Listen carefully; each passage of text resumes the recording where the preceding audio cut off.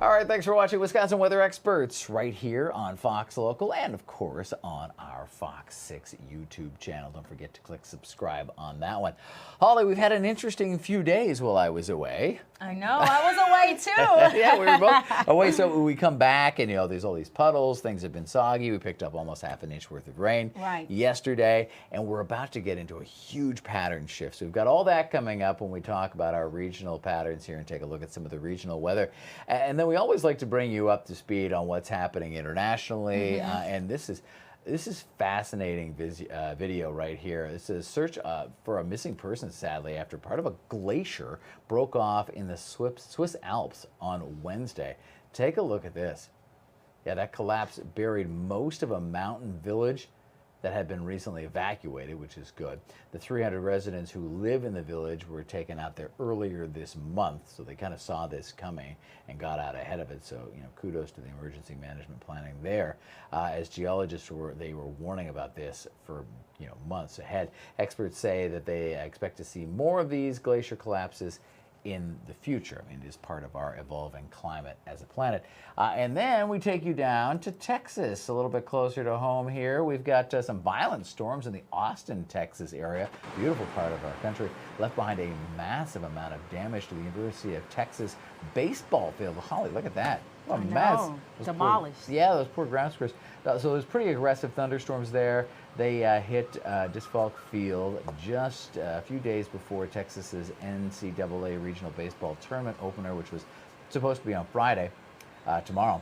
So the full extent of the damage still being assessed. One eyewitness report, I said significant debris, and then there was concerns for the repairs being done in time for the game. The stadium previously underwent a $27 million renovation that was completed just back in '09. If the stadium is fixed in time, though, it will be the team's 38th year hosting the NCAA regionals. But that is a pretty big fix-up job. I know. Have you ever been to Austin? I have not, but I want to go. It's a beautiful town. It's like, I think it's kind of in a way a very southern version of Milwaukee. Really? Because it's got that same quirky downtown flavor. They say, keep Austin weird. I say keep Milwaukee quirky, right?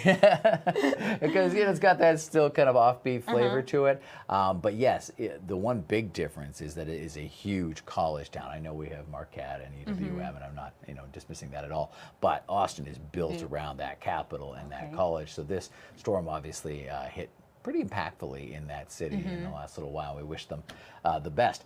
But go a little bit closer home still and talk about our backyard, because we've had an interesting few days, and you're going to take us on a whole new journey as we get ready to warm up. I know, and I'm so happy because we've been waiting for this warm up, you guys. We've been waiting for it, and it's going to be coming, and it's going to last a little bit longer, at least starting this weekend. I mean, today doesn't even feel bad. But as we look at our satellite and radar just across the United States, we are looking busy in some areas, but here's just a bigger look at the picture. A lot of that drier weather is definitely off to the west. As we get closer to at least the south, they're definitely tracking a little bit more of those rain and thunderstorms in their area, and we're just dealing with some showers back at home. But here's a look at that severe thunderstorm outlook. They're definitely going to have, at least for the East Coast, they'll definitely have a little bit more of that marginal to slight risk versus some parts of central Texas there. They will be having at least up to an enhanced risk for today. So a lot of that weather is definitely going to be busy down south.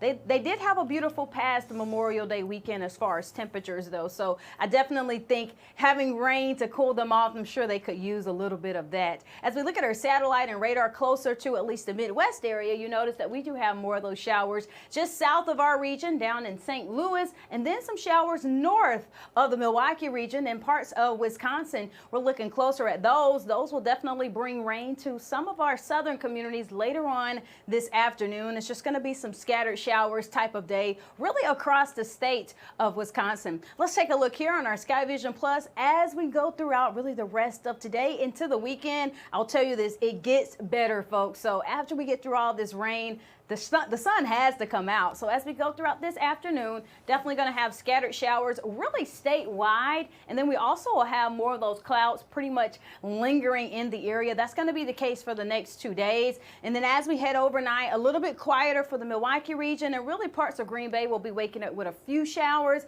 but really just clouds, folks. That's what we're going to be dealing with, mainly waking up on Friday morning. Maybe a few spotty showers depending on where you are for the morning time. And then this is when it gets busy. As we head to Friday afternoon, this is around 4:30 p.m., we can expect maybe a few of those severe thunderstorms to pass through at least southeast Wisconsin. And that's going to be throughout at least the afternoon up and through the evening. Around maybe 10:30 p.m., that's when we should start to see all of that rain clearing out of the area. Maybe a few clouds could be left behind really across the state, but then we're going to get better. We're going to get a lot of sunshine. It's going to be really dry over the weekend. And you see here, this is Saturday around 10 a.m. Really no clouds are going to really be in sight by the time we make it to Saturday. And that's going to be good news moving forward, because we're going to continue with that sunshine throughout Saturday, Sunday, and even as we start the week next week. As we look at our Midwest forecasted highs for today, now we're definitely the cooler spot. We can have a little bit more of those cooler temperatures along the lake as well. 68 is a high for the Milwaukee region.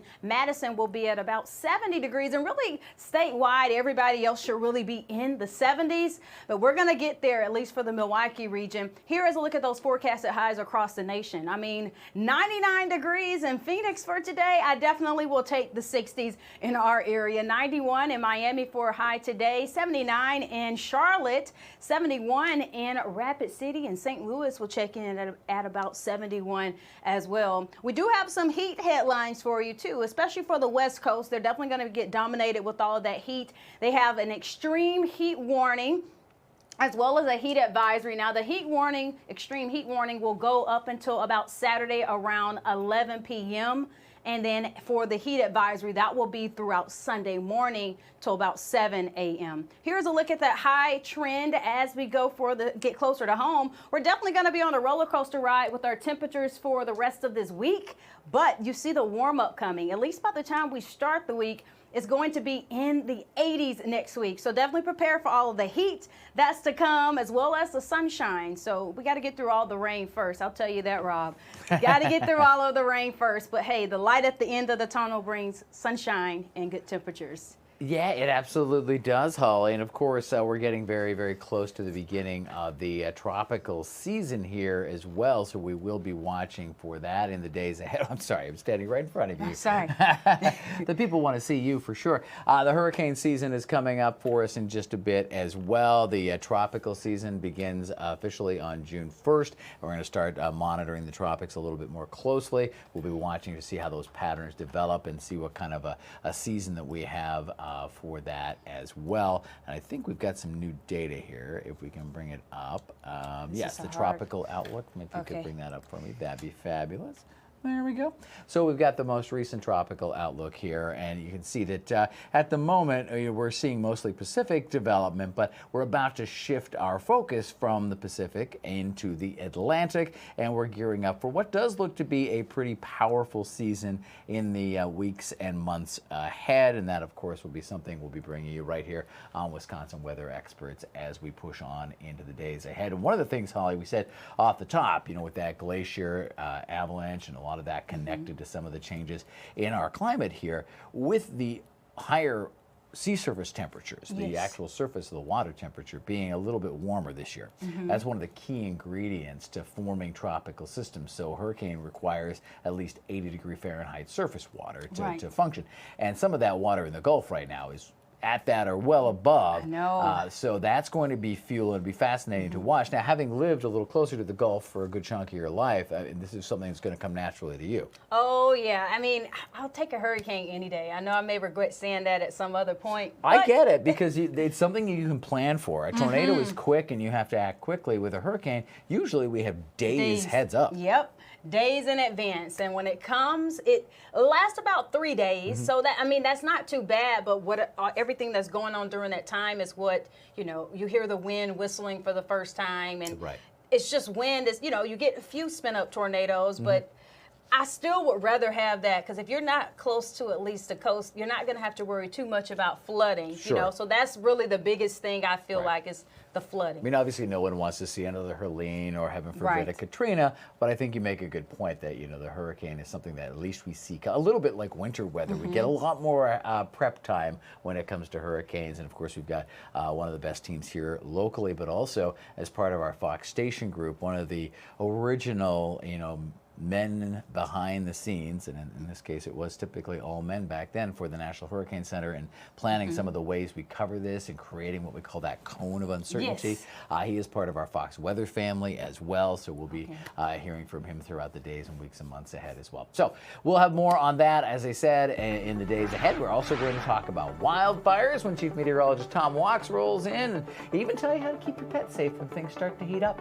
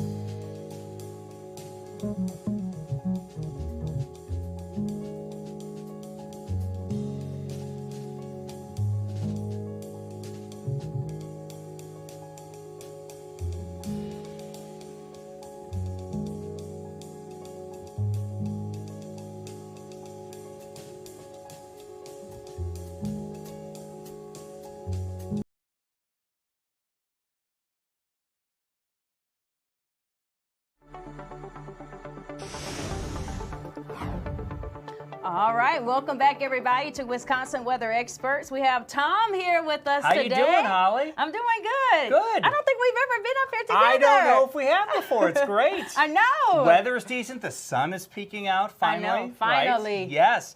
But guess what? We've got a little bit of a weather issue for us coming in for tomorrow, and unfortunately, it's something that we have been familiar with around here, which is Canadian wildfire smoke. Wow. Yeah, so we've got to be watching our skies for that. Look at this. This is actually a satellite image, a super high resolution satellite image, literally showing these fires up in Canada really blowing up here, and you can of course see all of the smoke emanating from that. In fact, up in parts of Canada, this is the largest evacuation some folks have ever seen in their area. So there are a lot of fires burning up here. What does that mean for us around here? Well, let's talk about that here with the wildfire smoke forecast. We're looking good today. So again, no issues with that today, but watch this. As we go towards about 9 o'clock tomorrow morning, you'll notice that smoke starting to thicken up from the northwest. So typically what that will mean for us is more of that milky kind of smoky sky. So the sky won't look a brilliant blue tomorrow. It will be kind of that milky color. The concern that we have as this really thickens up midday into the early afternoon is going to be, does this reach the surface. And I think that there is a little bit of a threat for that for tomorrow as we head into the afternoons. We really need to watch for that, because then the concern becomes breathing that in. So folks with asthma or COPD or other respiratory illnesses could have a couple of issues with that. So we may need to watch our local air quality as a result of these Canadian wildfires. So that's something we're going to watch, especially during the daytime hours tomorrow. Now, what's going to happen by tomorrow night is we're going to see a cold front coming through. And so you see kind of the smoke being scoured out here in northeastern Wisconsin late tomorrow night into parts of Saturday. That may help the smoke a little bit around here. But I mean, look at Minnesota as we head towards early Saturday morning with all of this smoke. And look, it goes all the way much farther south than us down towards St. Louis and those areas as well. So I think, Holly, what's going to end up happening here, this is not going to be just a one and done type deal for us. Unfortunately, as we're getting now into that wildfire season, especially up into Canada, if they don't get these fires under control, we're going to be talking about this as we head throughout the summer. I know. Oh, I'm hoping everything is under control, because I don't want to deal with all of the dust and the smoke in our area. Especially on a sunny day, you're going to want to just see beautiful blue skies. Right, you know? Exactly. So yeah, something that we'll be paying very close attention to as we go forward as well. But you know, it was a couple years ago, the city of Milwaukee was just orange one day because of the wildfire smoke in the skies and came down to the surface. So hopefully we don't see anything like that. But, you know, that's something that as meteorologists, you know, we're not just looking at the weather, right? We're looking at air quality conditions and that sort of a thing as well. So that's something we'll be keeping a close eye on. Oh, yeah, we definitely will. And we have some more tips, too, because with all of this being possible, we also have heat that's going to be on the way. So we have a way to keep those pets pretty much safe. The weather is heating up, and as temperatures climb, there are some steps pet owners should take to keep the pets or your four-legged friends at least cool and safe. Fox's Noah Anderson has more. If it's not safe for you, it's not safe for your pet. Triple-digit heat is on the horizon. For pets, that kind of weather can quickly become dangerous. Joe Soa tells Fox 40 he plans carefully when temperatures spike, making sure his dog Lucky stays safe. When it, eclipses 100, we get him inside. When temperatures soar, the safest place for pets is indoors in a well-ventilated or air-conditioned space. Soa says he sticks to early mornings or late evenings to get outside with Lucky in extreme heat conditions. We try and work around the warm weather schedule as much as possible.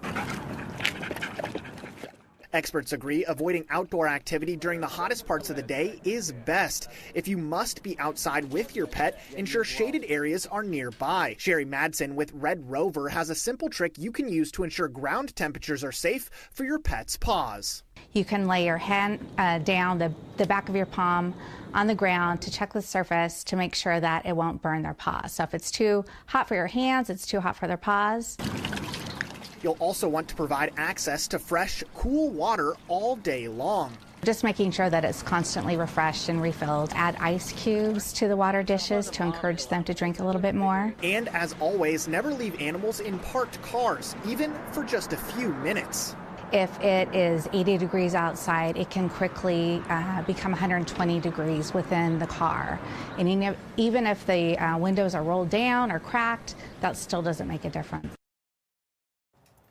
All right, and that was Fox's Noah Anderson reporting. If you're a pet owner, then it's good to always brush up on signs of heat stroke as well. Some of those symptoms include excessive panting, rapid heartbeat, I should say, and vomiting. It could be life-threatening for your dog. So we got to keep those pets safe as well. I know I have bulldogs at home back in Alabama, and it's always critical that my dad has a million fans for them outdoors because they get hot so fast. And isn't it wild? I mean, it's been such a cool May around here. I mean, really exceptionally cool by our standards. Right. And now we're going to turn the calendar and turn the temperature up as we head into June. I know. Definitely drink more water and don't forget about that sunscreen. But we have more coming up after this break, you guys. Stay with us.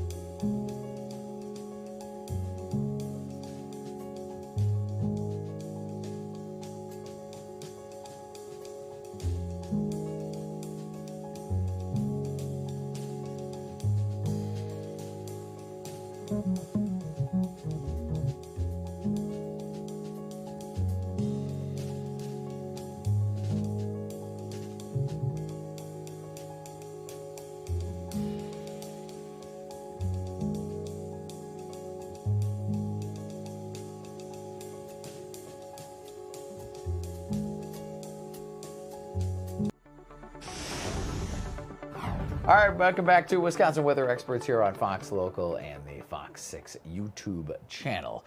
So, you know, we all love to think about great vacations, getaways, things like that. And it costs a couple of bucks, right? Oh, yeah. There's a new fee if you want to go to Hawaii. Tourists in Hawaii now are going to have to pay a new fee. The governor there, Josh Green, just signed a bill into law Tuesday to enact the Climate Impact Fee, or green fee. So this is going to increase taxes on tourism activities, you know, like booking a hotel or booking some cruise ships, things like that. So the state's transient accommodation tax is what they call it. It'll jump to 11%. So with the money, that'll go to the natural resource protections the legislature's choosing, whatever I guess needs the most focus. That means for a $400 room stay, visitors now pay an additional $3. You're probably not going to cancel your vacation over it. Lawmakers say the bill is needed to help save the environment, despite critics saying that it'll hurt the tourism industry. So the new fee is set to take effect on January 1st. So maybe you want to get your booking done before then. Right.